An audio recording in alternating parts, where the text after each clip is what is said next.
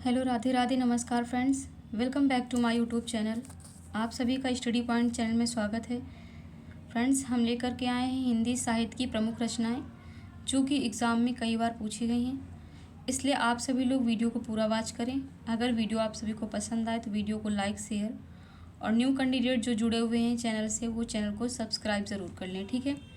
देखिए, दिया हुआ है कि सुमित्रा नंदन पंत, इनकी कौन कौन सी रचनाएं हैं फ्रेंड्स जो एग्ज़ाम में आई हुई हैं। कला और बूढ़ा चांद, ये भी इनकी रचना है सुमित्रा नंदन पंत की। दूसरी है इनकी चिदम्बरा, तीसरी है इनकी युगान, तो चौथी आपकी है इनकी स्वर्ण धूल। तो फ्रेंड्स, सुमित्रा नंदन पंत की ये चारों रचनाएं आपको याद करके रखना है, ठीक है।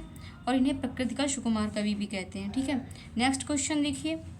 अगला क्वेश्चन जो दिया हुआ है कि रामधारी सिंह दिनकर जो है रामधारी सिंह दिनकर की आपको रचनाएं बतानी है जो कि इम्पॉर्टेंट हैं, ठीक है।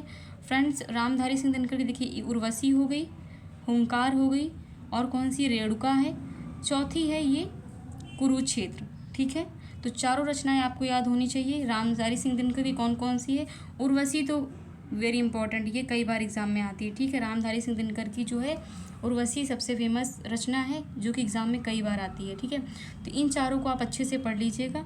चलते हैं आपके नेक्स्ट क्वेश्चन की तरफ। अगला देखिए कौन सी रचना पूछ रहा है। कह रहा है जयशंकर प्रसाद। जयशंकर प्रसाद की रचना कौन सी है, तितली और कंकाल।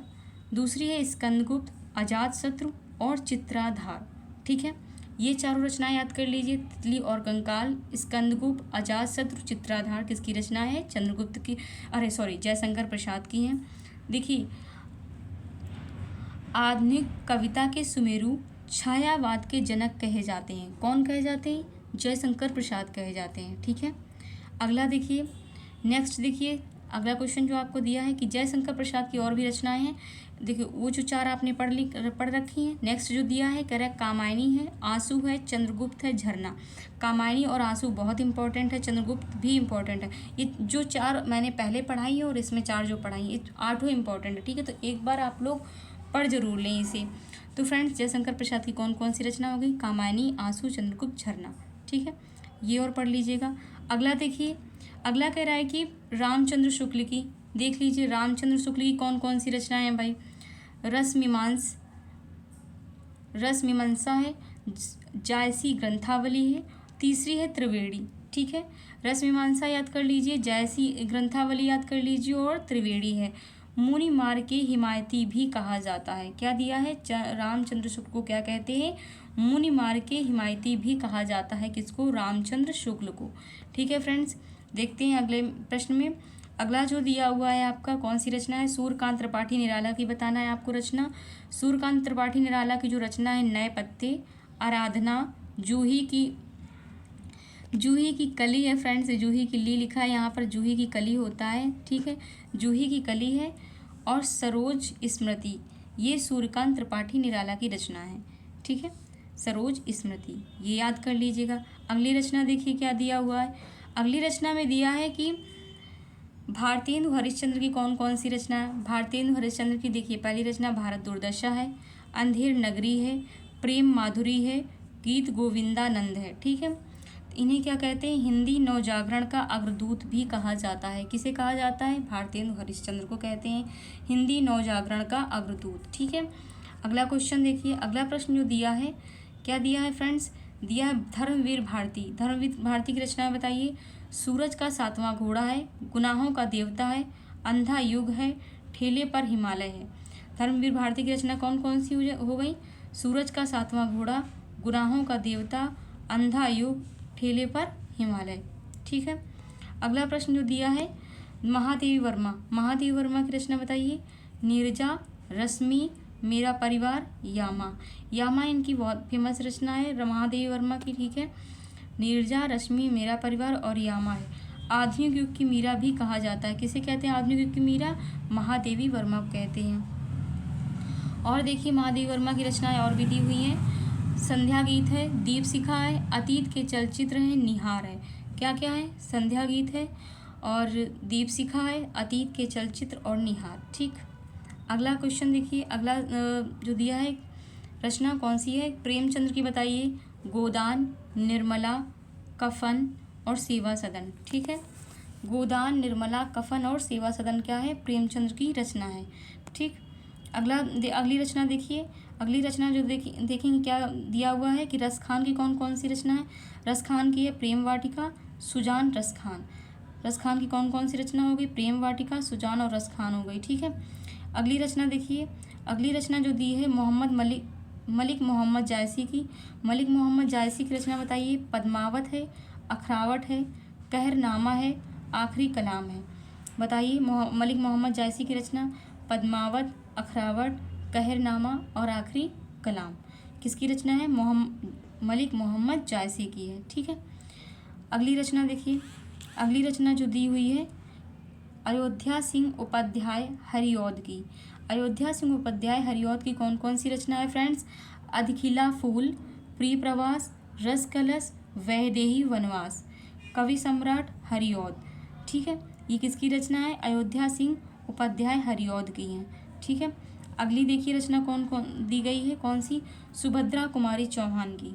सुभद्रा कुमारी चौहान की कौन सी रचना है?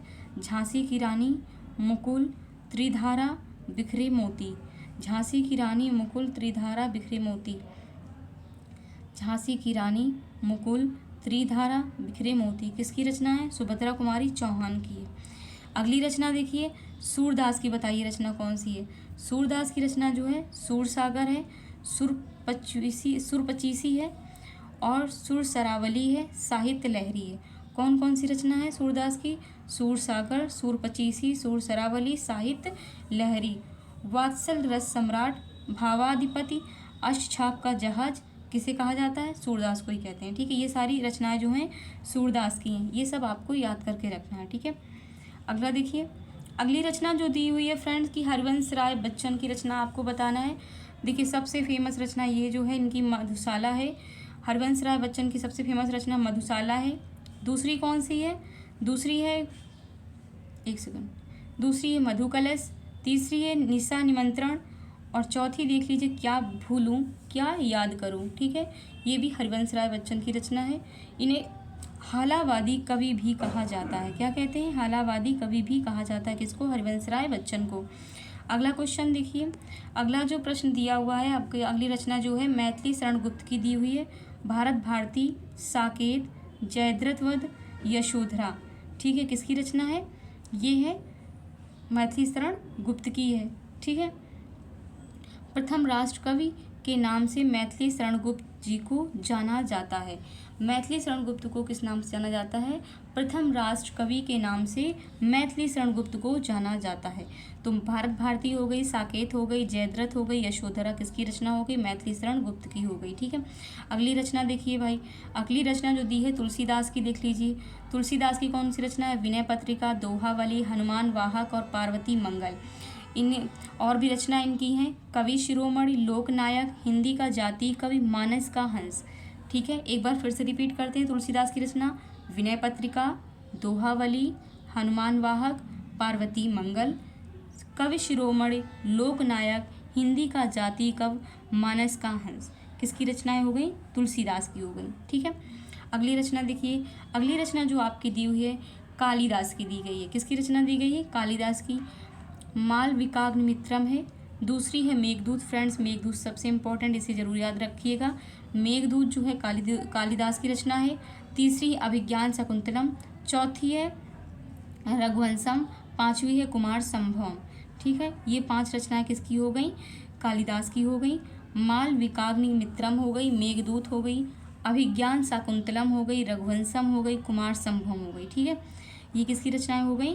कालिदास की हो गई। फ्रेंड्स ये आपकी जो रचनाएं थी हिंदी की बहुत ही इम्पोर्टेंट थी, जो कि एग्ज़ाम में आई हुई हैं, इसलिए बहुत ही छोटी वीडियो, आप लोग इन रचनाओं को अच्छे से पढ़ लें।